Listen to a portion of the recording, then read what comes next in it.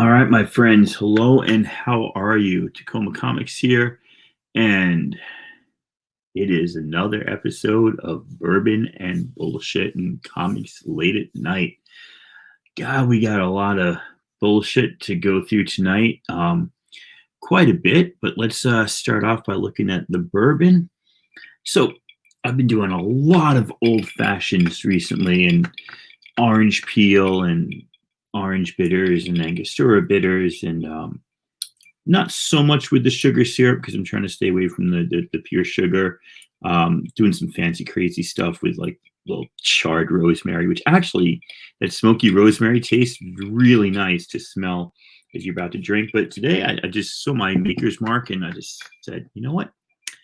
I got some vermouth. I'm going to make a Manhattan. So I went ahead and loaded up with quite a decent amount of makers, a couple ice cubes, not sweet vermouth, no, dry vermouth, and the reason I wanted to point this out is because the bitters that I got was this new one that I found the other day.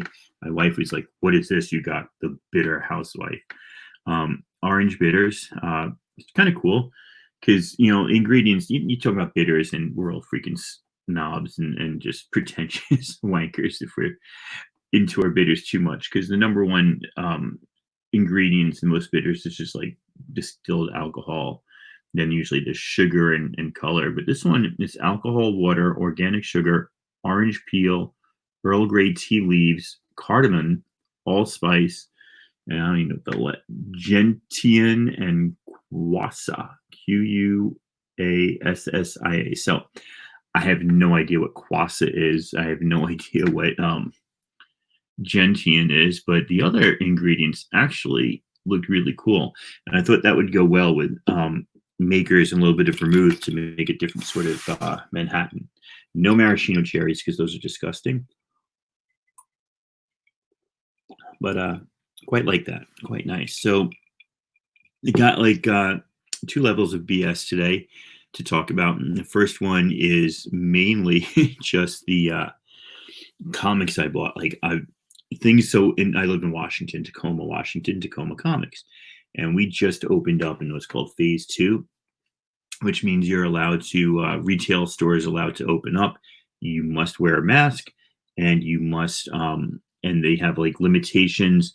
I don't know what the limitations are based on. I think it's per square foot. But nobody was able to tell me that I asked. So different stores are like smaller comic book shops are like you can only get 5 or 6 people in at a time, as in half price books, and they can allow up to 20 in there. So there are people waiting on line outside, but the lines are moving pretty fast. But I haven't just like browsed through places and been able to grab stuff in large amounts in a long time. So I've been hitting half price yesterday and today because I know they put new books out yesterday and today. Got very, very little that I wanted though, and I so want to just spend some money on something that's killing me. So first round of bullshit I got was this, which is an Astro City that I did not have. I love Astro City. I love the Alex Ross covers. Ooh, I didn't see that little crease there. Dang, I don't even feel it, but I see it. I love the Alex Ross covers. I love Astro City. But, there's nothing special. This is in the 50-cent bin. But I thought, pretty cool. I'll grab it. It's one of those weird things where the back is backwards, right? So there's like 2 stories, one going halfway through and the other one going halfway through there. So I don't know. It's kind of cool. Hey, Mark, the Cuddy Sark. What is up? So Cuddy Sark, man, I used to drink that in high school. Oh, I don't know if I could do that now. I'd like to get a 5th just to try it. But yeah, I remember that was some harsh Scotch whiskey there. The other thing that I grabbed at half price was this one, which I just thought was funny. I mean, Obama and what's your name from Alaska, the wackadoodle lady. I can't remember it. Sarah Palin, right? I just thought that was funny watching them. Like it's almost whimsical thinking back to how horrible she was, and she's nowhere near as horrible as what we currently have in charge of our country. So 50 cents, I grabbed that just to amuse myself. I'll probably throw it away at some point. So yeah, really jonesing for just buying some comics. And I was like, what am I going to buy? What am I going to buy? So I went by Lily Pad Antiques, which I used to, nice little honey hole. Used to get some good stuff there. Um, and just Zippo. All the windows are boarded up. The doors boarded up. All the boards are painted white. It's like, I don't know. I know they were talking about retiring in like 2 or 3 years, and they've owned this antique shop for like 30 years. But it's a few years early, so there's just one store that I guess could not survive COVID and just done. So I went over to the sports card store, and they've got boxes and boxes out of dollar comics, and I'd already kind of picked them clean about 6 months ago. Hey, Book Hermit, good to see you, man. But I managed to pick enough stuff that I hadn't picked before. So I don't know if I am just grabbing like crap or if I actually grabbed some good stuff, but take another sip of the bourbon and show you what I got. I got a copy of Pit #1. Nothing spectacular or fancy there. This is pretty cool. First appearance of Forge. X-Men 184 had a little bit of dirt on it. I was able to clean up, and it's a nice newsstand copy, as it should be, from 1986. So that's like a $12 book I got for $1. I was pretty happy about that. I think I have all of these. I'm just not positive if I'm missing any of them. And I'm not positive. I didn't even check to see if the posters were there. But I got this one. Carson, my friend, how are you doing? Tell us how things are going in your neck of the woods. So I got the Web of Spider-Man 90. They had the Spectacular 189, and then the Amazing 365. So these are all 30th anniversary variant or 30th anniversary issues. And this one right here has a preview of Spidey 2099. So pretty happy to get all three of those for $1 each. Grab this for my friend because she's a massive Deep Space Nine fan, and this is still polybagged with a poster inside, I guess. But it's also a newsstand, so I'm kind of want to keep it because this is like a, I don't know, 1994, 1995 newsstand. Thought that was pretty good. I grabbed myself another one, but this is not a newsstand, and this is not polybagged. It does not still have a poster in it, so not really sure which one I'm going to give her and which one I'm going to keep, but she's a massive, massive Star Trek fan. She's a teacher who actually, like, will wear her uniform, her Lieutenant Uhura specification accurate uniform to school once in a while, which I always thought was kind of cool. I'm trying to collect this, and I don't know which issues I have, but Stormbreaker, the Saga of Beta Ray Bill, is actually a fun little read. I've got like 2 or 3 of them, 6-issue series, I think. I got to get them all. I got to check what I have too. I've never seen this before. I don't know if anybody is familiar with this. It's a Spider-Man collector's preview, the clone, the toys, the comics. I don't know if it's actually a preview or first appearance, or if it's just a junk comic I overpaid 100 pennies for, but it looked pretty cool. So there you go. I'll pick this today. Love this cover. Love it, love it, love it, love it, love it. Rogue and Gambit, obviously. X-Men 24, Andy Kubert art. Just gorgeous. A little preview of Impulse. He first appears in 92, full appearance. There's a preview of him in 91. I figured for $1 that wasn't bad. Got myself Sandman 7, 9, 11, and 12, and I have 10 already. I don't have anything lower. So, the big thing is, am I going to all of a sudden start collecting Sandman? Or am I going to be like, no, wait, stop. I'm not going to do that because that would be crazy. I'll just sell these. So I don't know. I might collect. I might keep. He had a bunch of Wonder Woman. I don't know much about Wonder Woman, but I just love this cover. I thought that was really cool. That is Wonder Woman 100, Fall of an Amazon. She tripped. No, the cops pushed her. No, she tripped. We're in Buffalo. No, we're not in Buffalo. That is Mike Deodato art. So that's pretty darn cool. Very, very cool. Yeah, that X-Men is cool. I've always liked that.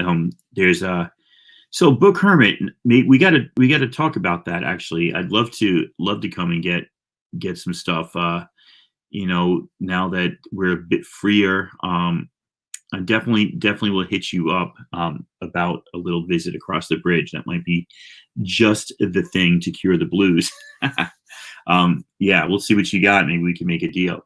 For those of you who don't know, Book Hermit, I met on Discovery Bay's pop-up show one Saturday a couple months ago, and is a fellow Washingtonian. All right, so I was on Metaphorical's auction last night and did not sell much at all. I sold like $4 worth of books. It was just a bad night, or I just had bad books. But Gorilla Todd was on before me, and he was showing all these amazing heroes comics, which is funny because it's actually produced by Fantagraphics, but it's all really cool stuff about Marvel. And there's a bunch of keys. This is not one of them, but I just thought this is super cool because I love the Storm art there. Chris Claremont, I guess that's how he used to look, and not how he looks now. I just thought that was really cool. So I figured it'd be nice to read an interview with Chris Claremont from, I don't know, 1985. There you go. Always thought that was cute. Never thought I'd want to go out and find it or buy it, but for $1, couldn't pass it up. Mask Returns #1. The reason I got this is because there is a mask in there, which I thought was funny. You can cut out and put it over your face. Never seen this Excalibur before. This is an homage to X-Men 125. Phoenix rising from the ashes. So I thought that was kind of really cool. I don't know what Spider-Man is doing with Excalibur, or what Excalibur is doing with Spider-Man, I guess. Yeah, it's a Spider-Man book, not an Excalibur book. But for $1, I can read it and find out. And then the last book that I picked up today was Doom 2019-99, #1. So without really meaning to, in the last year, I've picked up almost all of the 2099 #1s, and without exception, they all seem to get a kink that can turn into a color breaking crease right there. I think it's just because the cover is this thicker paper that holds the foil. That one does not look like it's breaking color, actually, so good on me. So there you go. A little outside my comfort zone, but some cool stuff. Definitely happy with my purchases. Show you some other purchases I got. And I'll put those back. Keep that one, and I'll keep that one. Well, I'll keep that one. So got this in some mystery packs the other day. Love that throwback poster artwork. Jay and Silent Bob #1. Snoochie bitches.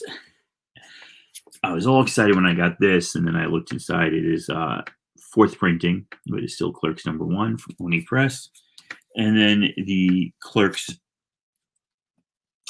holiday special, which I thought was kind of cool.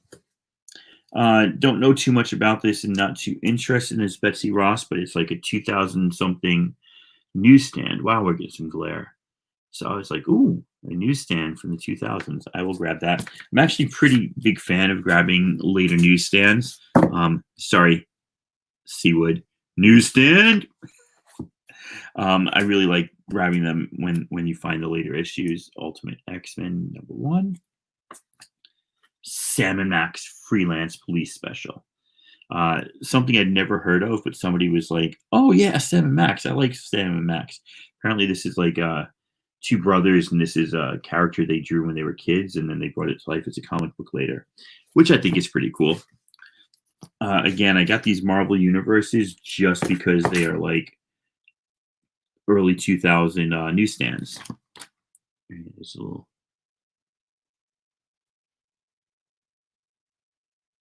newsstand barcode, distinct from a direct market barcode, right? Which is kind of cool. Same with these two. So I thought that was kind of neat. This is a thicker book, Star Wars Adventures. I figured I would read this, and I always love stories of Rey on Jakku before like her life got screwed up by all those morons like showing up. So thought that'd be a cool read.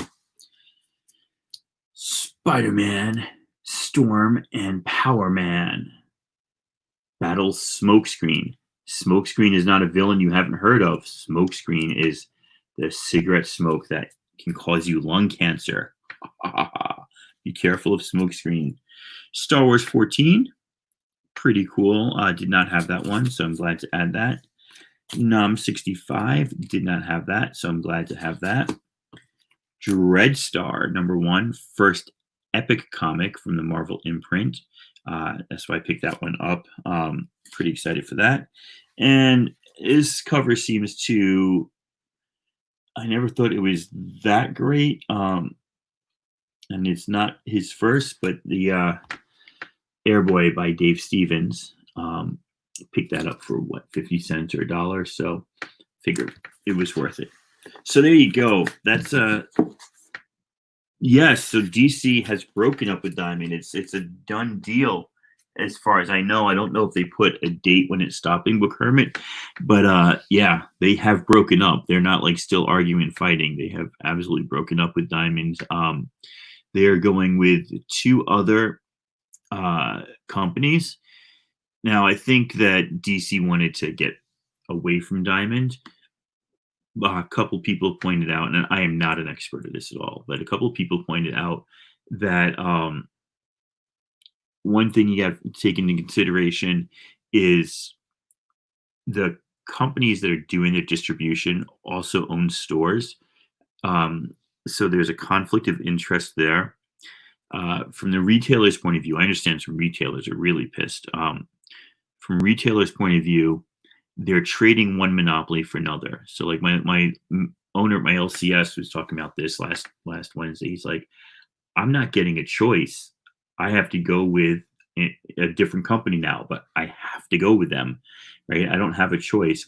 Haven't broken up a monopoly, and now we got competing interests fighting for, doing a better job and putting their rates down so that they can get your business. No, we are actually just being told, drop DC, get your DC books from this guy, and that's it. So, really kind of interesting take on the business. Excuse me. Oh, yeah, that's rude. I apologize. And again, I don't know much about business. I'm not a businessman. I don't have business acumen, but I understand retailers are really pissed, and I think it's a simple thing from a consumer's point of view to say, "Oh, Diamond sucks. I can't believe Diamond cornered the market." Diamond this, Diamond that, but somebody's got to get your books out there. And since Diamond did corner the market, to just replace them with another single entity or two single entities doesn't really seem like it's benefiting the consumers as much as it's benefiting DC, which, I think is DC's plan. So we'll see. We'll see what happens. I think that comics are going to go through a big shakeup right now. I don't think that we've seen the end of what's happening to comic books. We might be looking at print on demand. We might be looking at what's it called? At a lot more digital sales and releases, and maybe digital first releases or digital only releases for some titles. Really don't know. I really don't know. And yeah, it does mess up their volume discount levels. Because they're not getting everything where they used to. I mean, maybe they can still get a volume discount. Like I said, I don't know much about it, but they're not getting as much from Diamond because they're only getting their Marvel and their Image and their Dark Horse and their IDW from Diamond. They're not getting their DC anymore, which is probably 40% of their overall books. So I don't know. Like I said, I'm not in the know enough to really be able to offer an opinion on that in any in any meaningful way. That's good. I like that. So, last bit of bullshit today is just the self-examination. I treated myself this weekend to love that little love that picture of Hazel there. Or that drawing of Hazel. Fiona Staples is amazing. So, Saga Volume 2, and I've been through this before, and maybe you all agree with me, I don't know. Buying comic books is an irrational thing. There's no way to get around it. It takes up a lot of space. Um, Most of the comic books that you buy, if you're buying them to read stories, most of the comics you buy are worthless. Right? I've got drawers of worthless comics here. Now I've got some expensive comics, and I've got some special comics, and I've got some $5 comics I bought for $1, and some $15 comics I bought for $5, and I can wheel and deal and sell in auctions, make a little bit of money. That goes back into buying comics. But bottom line is, I had started to think towards the end of the saga run, like somebody actually posted this about a year ago. Saga is so good, you expect a level of quality, you forget how good it is. And I think that's true, but I think also you're not connecting the story when it comes out a month apart. So while I collect Saga and I've got 1 through 54, wherever they left off before they took their, it's been almost a 2-year hiatus now. I am, it's just, it wasn't a story that was as powerful to me as the first 5, maybe 7 or 8 issues. But then I had the first hardcover, and I read that, like, oh, I love that. Got this. I just read this afternoon, sitting on the couch today. Oh my God. It reminded me just how good this story is in a way that the comics don't. I think that I don't want to have to open this. Actually, to open this drawer here, I've got to pick up my desk and move it over because this drawer hits the desk. So even to read my Saga independent issues or individual issues would require movement that's like, not impossible. It's just difficult. So that's kind of a pain in the butt. And so I just kind of go on saying, yes, Saga is a great story. Yes, Saga is a great story. But yeah, the trade paperbacks, I had the first 3 or 4. I sold those once I got the hardcover. But reading it like this, I sat down, read it for like an hour and a half, then went out, did some shopping, and then came back. So much more enjoyable this way. Now, I'm not saying that because I'm going to switch. This show is called Bourbon and Bullshit. The bullshit is I'm going to still buy comics, and it's fine. My family is fed. We have a roof over our heads. We buy things for the kids. We buy things for each other. We have hobbies. My wife gets lots of art stuff. I buy comic books. It's irrational. It's an irrational thing. So Book Hermit's like, yeah, I'm into free web comics now. There's tons of great web comics out there to read. Even if you go digital, right, and you get a Comixology or Marvel Universe or DC Universe subscription, whatever it is, you read more comics for cheaper than you ever could by buying them in the store. I mean, most comics now $3.99 or $4.99. That's just a lot. When I was a kid, 60 cents. So if I bought 5 comics, that was $3. And so if I did that once a week or every other week, I mean, I could afford that habit. And I did, I afforded that on a paper route, just selling newspapers, or delivering newspapers. And so I can't picture like my kids being able to go out and buy what I say, 60 cents, 20, that's $25 if they were to do that now. The kid's not going to have an extra $25 a week on a paper route to like go and, first of all, nobody buys newspapers, so you can deliver them anywhere. But yeah, trades are a better way to go. Hardcovers are a great way to go. They look great. They don't like get all wavy like trades do. They stay nice and solid. Digital comics is a good way to go. Renting from the library. Hello, you could go to your library and rent out comics if you just want to read. So yeah, Mark, I'd be interested in somebody calling themselves the Cuddy Sark, but not drinking. It's interesting. But yeah, it's not that I'm knocking it. I'm not knocking it because I love it. I enjoy it. I loved digging through dollar bins today. They had like 6 or 7 long boxes, and some of their stuff was like great old Thors, but just trash. They had Marvel team up Spider-Man and Mockingbird, but it was in less than $1 shape. First appearance of Mockingbird, but it was crap. I actually left that there, even for $1. I left it there because it was such crap. But um, there is something intrinsic about the process, and I don't know if it's just nostalgia, right? So if you haven't heard my story before, I collected from 82 through 89. That was middle school through graduating high school. Went to college, couldn't afford comics. The 90s happened and shit got weird. Didn't like the comics that were coming out, couldn't afford them anyway. All my money went to beer anyway. So, you know, didn't buy them. A few years later, I sold them thinking I was growing out of them. God, I wish I had those comics now. Oh my God, I wish I had those comics now. I actually have a lot of them because I bought them again, but I didn't start collecting until 2012. And, I have read some amazing stories.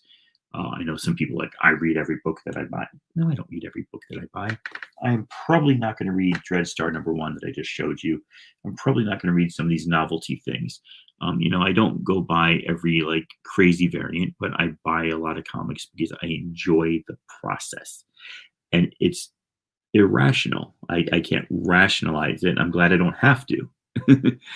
Because if I did, I would be kind of lost, and it would be a little it would just be a little difficult trying to do that, because there is no rationalization when it comes to purchasing these printed pieces of paper. I mean, they look beautiful, but you can look at beautiful art in a museum, you can look at beautiful art online, you can look at beautiful art digitally.